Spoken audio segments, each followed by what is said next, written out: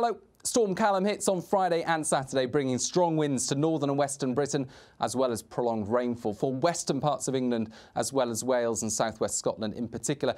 And it's across South Wales where we are most concerned about that rainfall, an amber warning in force. More on that in a moment, because across eastern parts of Britain on Thursday evening, we've also got some heavy rain. This, though, is a short-lived spell of heavy rain. Intense rainfall accompanied by gusty winds moving quite quickly into the North Sea. Clearer skies and lighter winds following mean that temperatures will fall away across Scotland as well as northern England. The calm doesn't last long, though. The winds soon picking up across western areas. Callum fast approaching. Here it is at the start of Friday, a deep low to the west of the Republic of Ireland. Winds picking up across Ireland, but also across western parts of the British Isles. A very unsettled start to Friday with wind and rain.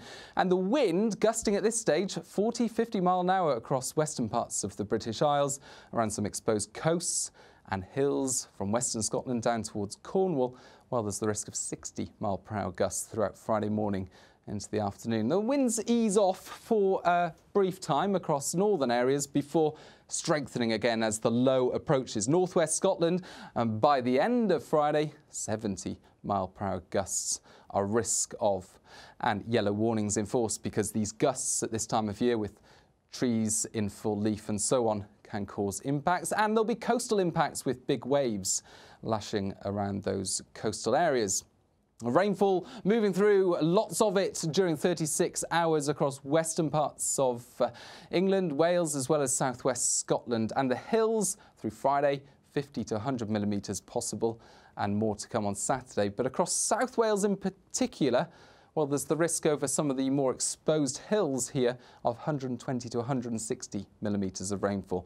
And that's through Friday and Saturday. 36 hours of rainfall that could cause flooding, could cause communities to be cut off, could cause power cuts. Certainly something that we're keeping a very close eye on at the Met Office. Amber warning in force.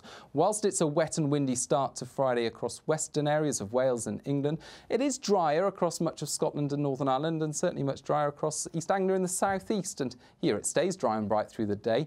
The breeze not as strong as further west, but it does help to bring in warm air. Temperatures again 21 or 22 degrees, remarkably warm for the time of year.